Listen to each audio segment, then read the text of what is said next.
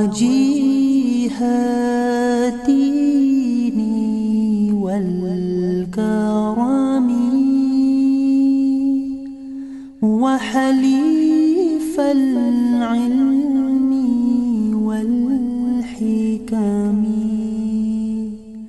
نبي نبي نبي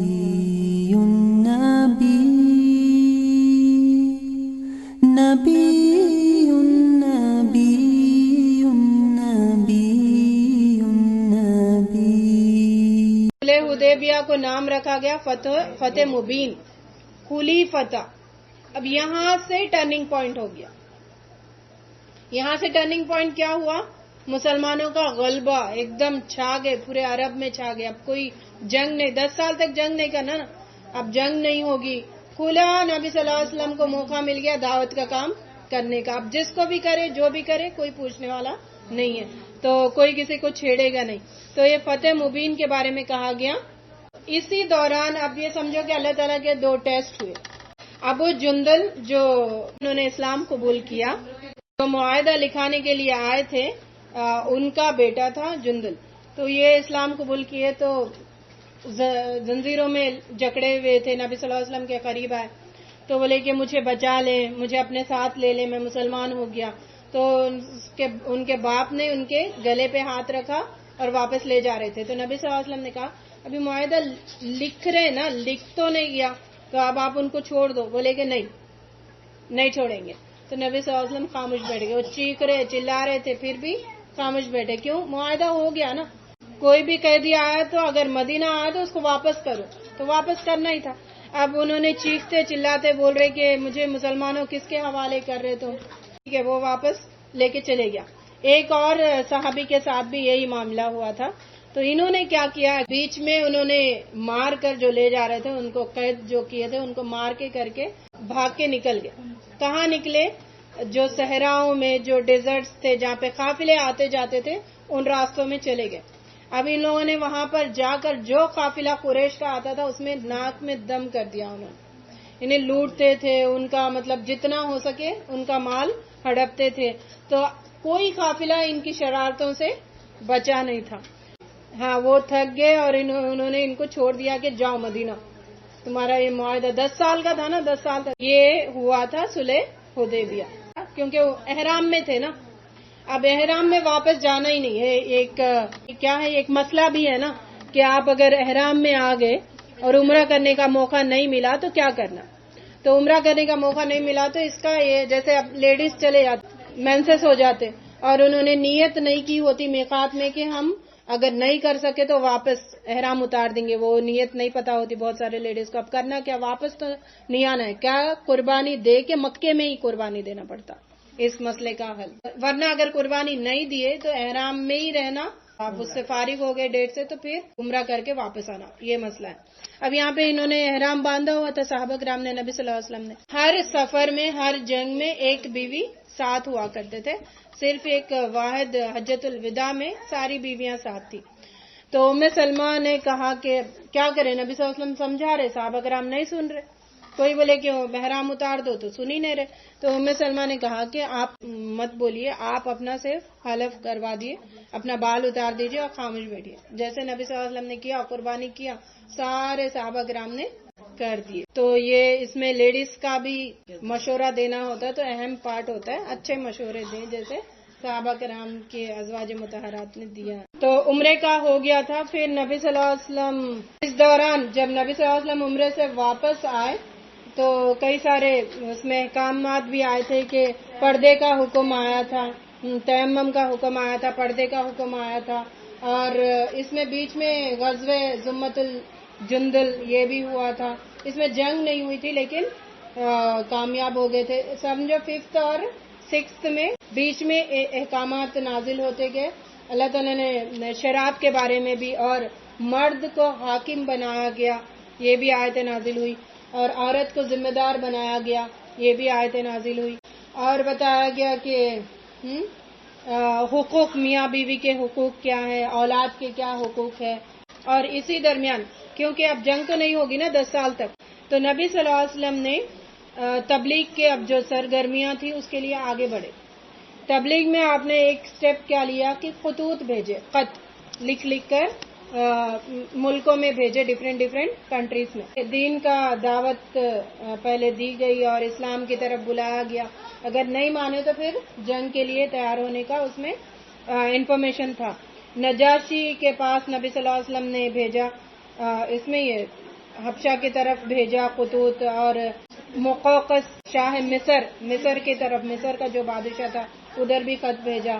فارس کی طرف خسرو پرویز, قیصر, شام, یہ بڑے کنٹریز کے بارے میں بات ہو رہی. اس کے علاوہ چھوٹی چھوٹی جو بھی پلیسز تھے سارے عرب میں تقریباً نبی صلی اللہ علیہ وسلم نے کیا بھیجی, خطوط بھیجے. دین کی دعوت آگے بڑھتے گئے اور اللہ تعالیٰ احکامات نازل کرتے گئے.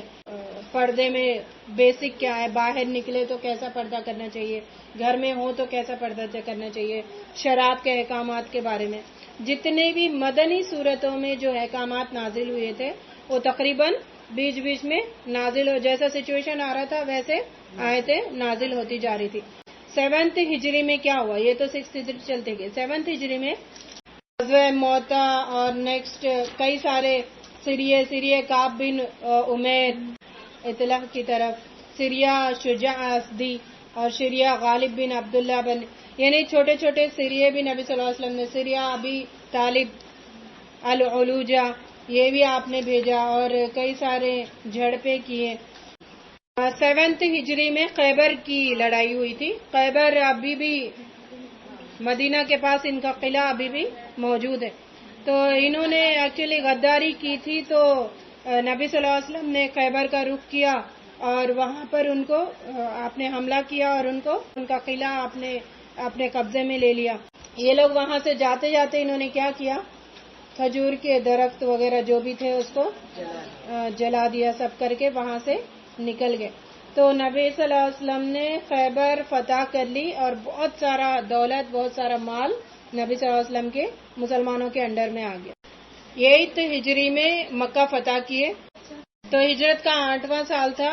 خالد بن ولید رضی اللہ تعالیٰ عنہ, انہوں نے اسلام کو قبول کیا تھا. خالد بن ولید کا نام کہاں سنا, کس جنگ میں سنا؟ تو یہ خالد بن ولید کا جیسے اسلام لانا ہوا تو ان کا ایسا مانا جاتا تھا کہ یہ عرب کے دماغ ہے, یعنی اتنے شارپ, اور کوئی مشورہ لیتے تھے تو ان سے لیا کرتے تھے, تو عرب کا دماغ مانے جاتے تھے. انہوں نے کیا کیا, شام میں اسلام کا جھنڈا لہرایا تو دوسرے فاتح مصر کے نام سے مشہور ہوا. خزاع اور بکر 2 مشہور قبیلے تھے مکے کے. بکر جو تھا وہ قریش کا حلیف تھا, یعنی قریش کا دوست تھا, اور خزاع جو تھا وہ مسلمانوں کا حلیف تھا. سمجھ آ گئی بات؟ یعنی جو معاہدہ ہوا نا 10 سال تک جنگ نہیں کرنا, وہ ٹوٹا. وہ کیسے ٹوٹا اس کا میں یہاں پر بتا رہی. تو بکر اور خزاع جو دونوں قبیلے تھے, بکر جو تھا قریش کا تھا اور خزاع جو تھا وہ مسلمانوں کا حلیف تھا. بکر نے جو قریش کا حلیف ہے اس نے حملہ کیا خزاع پہ, یعنی معاہدہ تو تھا کہ نہیں چھیڑنا نہیں کسی کو, اور کسی کا کوئی حلیف ہے تو اس کو تو بالکل چھیڑنا ہی. لیکن بکر جو قریش کا حلیف تھا اس نے خزاع پہ حملہ کیا مطلب وہ جو معاہدہ ہوا وہ ٹوٹ گیا. اب یہ بات پہنچی نبی صلی اللہ علیہ وسلم, تو نبی صلی اللہ علیہ وسلم تیار ہو گئے کہ اب جنگ کے لیے, یعنی معاہدہ تو ٹوٹ گیا. تو ابو سفیان آئے تھے, نبی صلی اللہ علیہ وسلم جنگ کے لیے تیار ہو گئے, اور یہ بات آگے پھیل گئی کہ اب نبی صلی اللہ علیہ وسلم آنے والے, معاہدہ ٹوٹ گیا. تو یہ مکے کے لوگوں نے ابو سفیان جو اسلام قبول نہیں کیے تھے ان کو بھیجا مدینہ کہ جاؤ نبی صلی اللہ علیہ وسلم سے بات کریں اور ان سے کہے کہ جنگ نہ کریں, یہ غلطی ہو گئی, چلے اس کا خلی کریں گے, ہم اس کا خون بہا دیں گے یا کچھ کریں گے ایسے. تو ابو سفیان مدینہ آئے تو انہوں نے نبی صلی اللہ علیہ وسلم سے نہیں ملے, اس سے پہلے انہوں نے فاطمہ رضی اللہ تعالیٰ سے ملا, عمر رضی اللہ تعالیٰ عنہ سے ملے, حضرت علی رضی اللہ تعالیٰ عنہ سے ملے. سب نے منہ توڑ جواب دیا کہ ہم اس معاملے میں کچھ نہیں کر سکتے. سب سے آ کے پوچھنے لگے کہ آپ اس کے بارے میں بات کرو. سب نے بولا کہ جو نبی صلی اللہ علیہ وسلم کا فیصلہ ہے وہی ہمارا فیصلہ ہے, ہم اس کے لیے کچھ بھی نہیں کر سکتے. حضرت علی نے کہا کہ اچھا ایک کام کرو، ایک سولوشن ہے، تم مسجد میں جاؤ اور اعلان کرو کہ یہ معاہدہ برقرار ہے. تو مسجد میں آ کے وہ اعلان کیا تو کون سننے والا؟ معاہدہ برقرار ہے، معاہدہ ٹوٹا نہیں، توڑے تو وہ لوگ نے، تو معاہدہ برقرار ہے، پھر وہ اس کا ہنسی مذاق ہو گئی. تو بہرحال معاہدہ ٹوٹ گیا، ایسا ختم. اب نبی صلی اللہ علیہ وسلم نے 8 ہجری اور 10 رمضان 8 ہجری میں 10,000 مسلمانوں کو لے کر نکلے. کہاں پر؟ مکے کے لیے. یہ تھا فتح مکہ کا جو اب ہم پڑھنے جا رہے ہیں، اور پوری جنگ کی تیاری کے ساتھ. اور نبی صلی اللہ علیہ وسلم نے یہ بھی بولا کہ تمام اسلامی قبائل جتنے جتنے لوگوں نے اسلام قبول کیے وہ سب بے دھڑک اب اگر آپ کو اسلام قبول کیے تو مدینہ آ کے رہ جاؤ. تو مدینہ کی تعداد بڑھ گئی. اب کتنے لوگ ہو گئے؟ اچھا 6 میں جو عمرے کے لیے آئے تھے کتنے تھے؟ اب اس میں جو فتح مکے میں تھے جب لوگوں نے بولا 10,000، یعنی اتنی تعداد. وہ 10,000 کون تھے؟ اونلی مرد جو شامل ہوئے اس میں، باقی عورتیں بچے تو وہ تو کئی تھے نا. مسلمانوں کی آبادی بڑھ گئی تھی. اب نبی صلی اللہ علیہ وسلم نے نکلے، جوش میں اتنا بڑا لشکر پہنچا، اور نبی صلی اللہ علیہ وسلم مکے کے قریب پہنچے. وہاں پر آپ نے کہا کہ ہر گروپ کو کہ تم اپنا اپنا آگ جلاؤ. ایکچولی ہوتا تھا ایک آگ جلتی تھی اور سارے ٹینٹس ہوتے تھے، سب کی ایک روشنی میں سمجھ آ جاتا کہ یہاں کوئی قافلہ ہے. لیکن نبی صلی اللہ علیہ وسلم نے ان میں روب ڈالنے کے لیے بولے کہ ہر ٹینٹ والے اپنی اپنی آگ جلاؤ. تو سب نے 10,000 کے ٹینٹس میں آگ مطلب جلائی. تو کتنا لگا کہ ایک اگر پہاڑ پہ سے دیکھے نا ایک سیلاب تھا لوگوں کا، اور آگ کا بھی ایک سیلاب تھا. ابو سفیان اور ایک اور جو تھا مکے کا آدمی، دونوں بیٹھ کے باتیں کرنے لگے. کہاں پر؟ پہاڑ پہ بیٹھ کے. وہاں پر یہ حضرت عباس رضی اللہ تعالیٰ عنہ جو اسلام قبول کر کے مکے میں ہی تھے، یاد ہے؟ مکے میں ہی تھے، وہ مدینہ نہیں آئے تھے. جیسے نبی صلی اللہ علیہ وسلم آ رہے تھے ان کو پتا چلا، وہ بھی اپنا نبی صلی اللہ علیہ وسلم نے بلایا نا سارے لوگ آ جاؤ مدینہ. تو حضرت عباس رضی اللہ تعالیٰ عنہ اور جو عورتیں تھیں، جو فیملیز تھی، جو بچے تھے، سارے نکل کے ساروں کا لشکر لے کر حضرت عباس رضی اللہ تعالیٰ عنہ کدھر آ رہے تھے؟ مدینہ. کلیئر بات؟ تو انہوں نے آئے، نبی صلی اللہ علیہ وسلم سے ملے اور انہوں نے کہا کہ ہم بھی اس میں شامل ہوں گے. تو ان کو ساتھ لیا اور وہاں پر پہاڑ پہ بیٹھے ہوئے تھے. یہ لوگ آپس میں بات کر رہے. وہ آواز کس کے کان میں پڑی؟ حضرت عباس رضی اللہ تعالیٰ عنہ کے کان میں پڑی. تو انہوں نے کہا کہ اے بدیل، ایک تھا بدیل، ایک ابو سفیان، دونوں بات کر رہے تھے. تو انہوں نے کہا کہ اے بدیل اسلام قبول کرو. تو انہوں نے دیکھا نا یہ تو لشکر ہے انسان، اتنے انسان اور آگ اتنا مطلب جوش، اب تو ہم بچنے والے نہیں ہیں. تو انہوں نے کہا حضرت عباس رضی اللہ تعالیٰ عنہ نے بدیل سے کہ تم اسلام کا قبول کرو. فوراً انہوں نے کلمہ پڑھی، اشہد ان لا الہ الا اللہ و اشہد ان محمدن رسول اللہ. تو یہ پڑھا. اور نیکسٹ حضرت عباس رضی اللہ تعالیٰ نے کس سے کہا؟ ابو سفیان سے، تم بھی اسلام قبول کرو. وہ جھجک رہے تھے پہلے، مطلب فوراً. ایک تو ایک سردار تھے، ان کا حال تو ہم نے غزوہ احد میں دیکھا تھا نا، حمزہ رضی اللہ تعالیٰ کے ساتھ کیسے کیا. تھوڑا جھجکے، لیکن بعد میں انہوں نے بھی کلمہ پڑھ لیا، اشہد ان لا الہ الا اللہ و اشہد ان محمد رسول اللہ. تو ان دونوں کو لے کر حضرت عباس رضی اللہ عنہ نبی صلی اللہ علیہ وسلم کے پاس آئے اور ان کو اسلام انہوں نے لائی، یہ خوشخبری سنائی. تو نبی صلی اللہ علیہ وسلم نے کہا. اچھا، ابو سفیان نے ایک بات کہی نبی صلی اللہ علیہ وسلم سے کہ آپ آئے ہیں ابھی، لیکن جو مکے کے لوگ ہیں وہ اپنے آپ کو محفوظ نہیں سمجھ رہے. تو اگر آپ جیت ہی جائیں گے، لیکن جب جیت جائیں گے تھوڑا ان کے ساتھ نرمی کرنا. تو نبی صلی اللہ علیہ وسلم نے کہا کہ میں ضرور ان کے ساتھ نرمی کروں گا. آپ مکے میں داخل ہوئے، جب مکے میں داخل ہو رہے تھے تو آپ کی جو داڑھی تھی وہ کوہان کو لگ رہی تھی، اتنا جھک کے داخل ہو رہے تھے کہ میں نے فتح یہ اللہ تعالیٰ کی طرف سے، میرا اس میں کوئی یہ نہیں. اتنا جھکے کہ کہا جاتا کہ آپ کی داڑھی اونٹ کے کوہان کو لگ رہی تھی، یعنی اتنا عاجزی. یہ ہمیں اس سیرت سے ہمیں ملتا کہ کوئی کام کرو لیکن اس میں اپنا کچھ مت انوالو کرو. میرے طرف سے نہیں ہو رہا ہے، جو بھی ہو رہا اللہ تعالیٰ کی طرف سے. اللہ تعالیٰ نے یہ پاور مجھے دیا یا یہ ذمہ داری مجھے دی کہ میں یہ کام کروں. تو نبی صلی اللہ علیہ وسلم ایسے جھکے اور مکہ آئے. اور کچھ جنگ کچھ بھی نہیں ہوئی. آپ اندر آ گئے اور آپ نے وہاں پر ایک تقریر کی. کہا کہ جو بھی ابو سفیان کے گھر میں داخل ہوگا وہ محفوظ ہے، اور جس نے بھی اپنا گھر بند کر لیا اور گھر میں ہے وہ محفوظ ہے. ٹھیک ہے، کعبے کے اندر داخل ہوا وہ محفوظ ہے. تو سارے لوگ گھروں میں چھپ گئے کیونکہ محفوظ ہے، اب ان کو کچھ نہیں کریں گے. ابو سفیان کے گھر میں داخل ہوئے. ابو سفیان کے گھر میں اتنے داخل ہوئے کہ جگہ نہیں تھی. اب ان کو کوسنے لگے کہ گھر بڑا کیوں نہیں بنائے. تو اتنے سارے، کیونکہ امن میں تھے نا، کوئی کچھ نہیں کر سکتا تھا. سب گھروں میں لاک ہو گیا اور چھتوں سے دیکھنے لگے. تو نبی صلی اللہ علیہ وسلم اور ایک لشکر، پھر نبی صلی اللہ علیہ وسلم آگے بڑھے اور کعبۃ اللہ میں گئے. وہاں پر 360 بت تھے. سارے بتوں کو آپ نے جو نیزہ تھا اس کے کارنر سے سارے بتوں کو گرا دیا اور آپ اندر گئے حرم میں، روم میں انٹر ہوئے. تو اس میں ابراہیم علیہ السلام اور اسماعیل علیہ السلام کی تصویریں لگی ہوئی تھی، پکس لگے ہوئے تھے. اب یہ کان کھول کے سن لیجئے، جن کے گھروں میں وہ فریمز رکھے ہوئے رہتے نا، خود کے، بچوں کے، شوہر بیوی کے.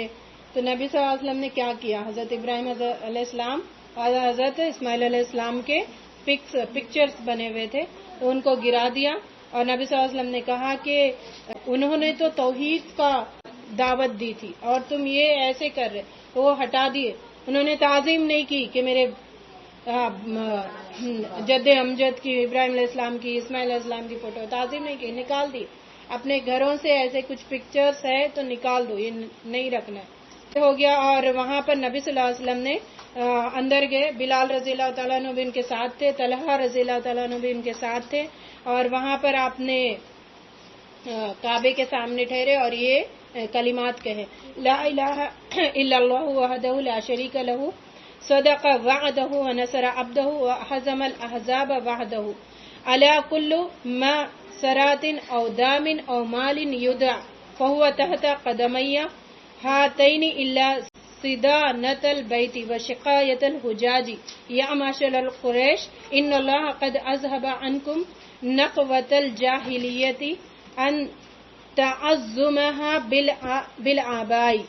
بالآباء الناس من آدم و آدم من تراب. اس کا ترجمہ ہے، اللہ کے سوا کوئی معبود نہیں، وہ تنہا ہے، اس کا کوئی شریک نہیں. اس نے اپنا وعدہ سچا کیا، اس نے اپنے بندے کی مدد کی اور تمام فوجوں کو تنہا نیچے دکھا دیا. سن لو، تمام مفاخر، خون کے تمام دعوے، مال کے سارے مطالبے تیرے ان قدموں کے نیچے ہے. یعنی جتنے بھی خون بہا لینا ہے سب معاف، ختم کر دو ابھی، اور سارے مطالبے، سارے معاہدے ختم آج کے بعد سے. ہاں، صرف کعبے کی کلید برداری اور حاجیوں کی آب رسانی اس سے مستثنا ہے. جو قریش کے خاندان کو شرف حاصل تھا نا، کیا، کعبے کی، ان کی چابی، ان کے متولی تھے حاجیوں کی خدمت کرنا، جو شرف ان کا تھا وہ باقی ہے. باقی سارے معاہدے، سارے کمٹمنٹ، ساری ٹرینٹی، ساری چیزیں ختم کر دو. قریش کے لوگوں، اب جاہلیت کی نحوست اور خاندانی مفاخرت کو خدا نے مٹا دیا ہے. تمام انسان آدم کی اولاد ہے اور آدم مٹی سے بنے ہیں. پھر قرآن پاک کی آپ نے یہ آیت تلاوت فرمائے، یا ایھا الناس انا خلقناکم من ذکر او انثی وجعلناکم شعوبا وقبائل لتعارفوا ان اکرمکم عند اللہ اتقاکم ان اللہ علیکم خبیر. لوگو، ہم نے تم کو ایک مرد اور ایک عورت سے پیدا کیا اور تمہارے بہت سے قبیلے اور خاندان بنائے، تم ایک دوسرے کو پہچان سکو. قبیلے، خاندان کا ریزن اونلی پہچاننا ہے، تکبر کرنا نہیں ہے. اللہ کے نزدیک تو تم میں سب سے زیادہ عزت والا وہ ہے جو تم میں سب سے زیادہ پرہیزگار ہو. بے شک اللہ جاننے والا اور خبر رکھنے والا ہے. تو آپ نے یہ تقریر کی. پھر بتا کہ ان اللہ و رسولہ حرم بیع الخمر، اللہ کے رسول نے حرام کی ہے شراب کو.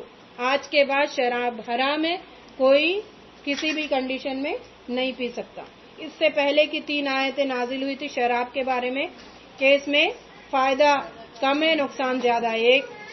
ایک کہ پھلوں سے تم خراب بھی بناتے ہو، اچھا بھی بناتے ہو. اس سے پتہ کیا چلا، پی بھی سکتے. تیسری یہ کہ نماز کی حالت میں مت پی. یہ لاسٹ حکم تھا جس میں بتایا گیا کہ آج کے بعد سے شراب حرام ہے. پھر رحمت للعالمین نے ان کی طرف نظر بڑھائی اور درست لہجے میں کہا کہ قریش کے لوگوں جانتے ہو میں تمہارے ساتھ کیا کرنے والا ہوں؟ تمہیں پتا ہے میں کیا کرنے والا ہوں؟ سب نے چیخ چیخ کر کہا خیرن خیرن، آپ اچھا ہی کرنے والے، اخن کریم و ابن اخن کریم، آپ تو اچھے بھائی ہیں اور اچھے بھائی کے بیٹے ہیں، تو آپ تو بھلائی کریں گے۔ تو نبی صلی اللہ علیہ وسلم نے کہا لا تثریب علیکم اليوم اذهبوا فانتم طلقاء، آج تم پر کوئی گرفت نہیں، جاؤ تم سب آزاد ہو۔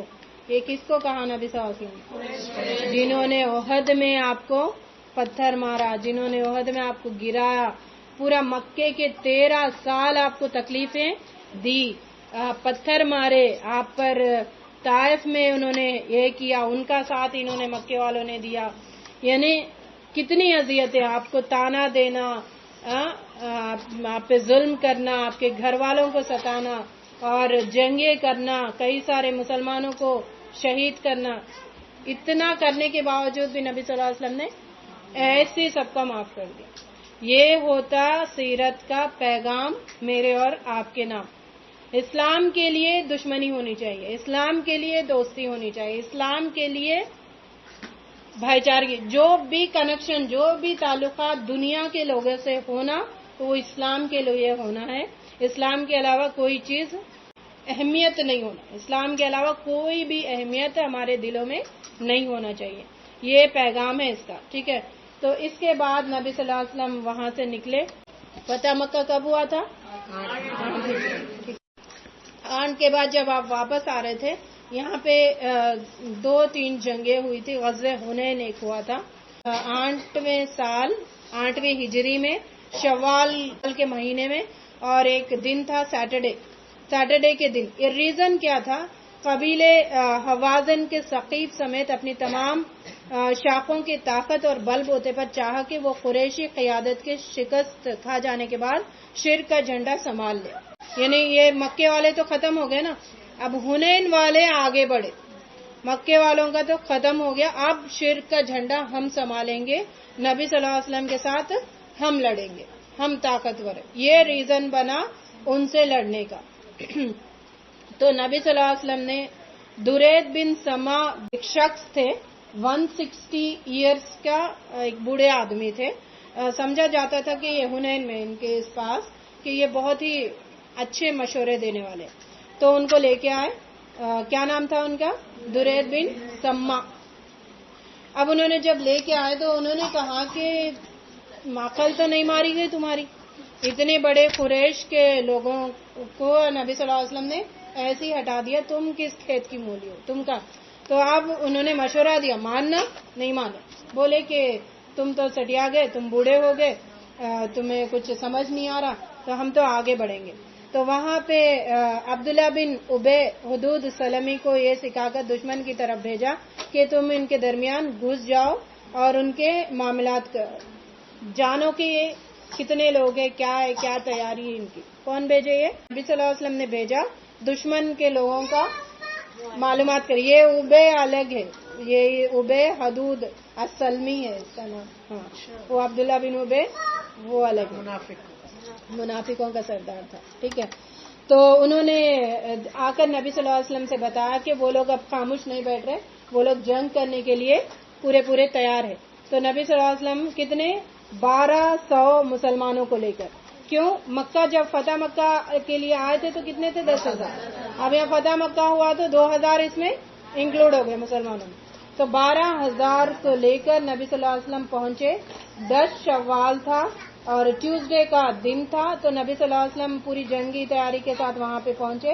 تو نبی صلی اللہ علیہ وسلم نے اس جنگ میں 2 زیرے خود پہنے ہوئے تھے، 2 پہنے ہوئے تھے ڈریسز جنگ کے، ایک نے 2۔ ہاں، ابتدا میں حوازن کی پیش قدمی کرنے والے مقتولین مسلمانوں کے حملے کا تاب نہ لا سکے، بعض اموال غنیمت چھوڑ کر پیچھے ہٹ گئے، اور انہیں گمان ہوا کہ جو یہ حوازن ہے، حوازن کون ہے؟ حنین میں رہنے والے، حنین ایکچولی علاقے کا نام ہے، وہاں پر جو تھے وہ حوازن تھے۔ حوازن کون تھے؟ قریش اب نہیں مانے نا، قریش کا تو پلڑا کٹ گیا، ہم ٹھہریں گے شرک کے لیے، وہ حوازن تھے، یہ یاد رکھو، حوازن بہت آتا ہے ہسٹری میں۔ تو انہوں نے سمجھ گئے کہ اب ہم جیتنے والے نہیں ہیں، تو وہ اپنا سارا مال وغیرہ چھوڑ کے بھاگ کے چلے گئے، اور نبی صلی اللہ علیہ وسلم نے بعض کنکری اپنے ہاتھ میں لی اور ان کے یہ کیا کہ تم لوگ شکست کھا جاؤ، بھاگ جاؤ یہاں سے، ان پہ منہ پہ پھینکا، اور جیسے منہ کے پھینکا سب کی آنکھوں میں دھول جم گیا اور وہ لوگ ڈر گئے اور وہاں سے بھاگ کے نکل گئے۔ یہ غزوہ حنین ہے، اور اس میں نبی صلی اللہ علیہ وسلم کو بہت سارا مال اور بہت سارا مال غنیمت یہ ملا تھا۔ یہ ہوا تھا کس میں؟ 8 ہجری میں، اور یہ مکہ فتح مکہ سے واپس جاتے ہوئے یہ ہوا۔ ایک اور غزوہ ہوا تھا یہاں پر، غزوہ طائف۔ غزوہ طائف بھی 8 ہجری میں ہوئی تھی۔ ماہ شوال سن 8 ہجری میں رسول صلی اللہ علیہ وسلم واپس آ رہے تھے حنین سے، کہ طائف کے شہر کا ایک اس زمانے میں، اب جو ہم جاتے طائف تو اب تو پورا ڈیفرنٹ ہو گیا، اس زمانے میں جو طائف تھا ایک قلعہ تھا، قلعہ نما تھا۔ قلعہ ایکچولی کیسے ہوتا؟ اونچی جگہ، طائف اونچی جگہ ہی ہے نا، پہاڑ ہے، اونچی جگہ ہوتا، اس کی باؤنڈری وال رہتی، تو مطلب وہی طائف تھا۔ تو یہ قلعہ نما تھا، قلعہ کے مانند تھا۔ تو رسول صلی اللہ علیہ وسلم نے طفیل بن عمرو الدوسی کو ذل کفین ایک بت تھا طائف والوں کا، لاسٹ ٹائم ہم نے پڑھا تھا نبی صلی اللہ علیہ وسلم جب آئے تو لات تھا، تو یہ ذل کفین نامی ایک بت ان کا تھا۔ تو نبی صلی اللہ علیہ وسلم نے بھیجا کس کو؟ طفیل بن عمرو الدوسی کو، کہ جا اور اس بت کو گرا دو۔ یہ لوگ آئے، آ کر ان سے ملے، تو طفیل فوراً روانہ ہوئے اور اپنی قوم کے پاس گئے، اور وہاں سے انہوں نے 400 لوگوں کو لے کر کہاں آئے؟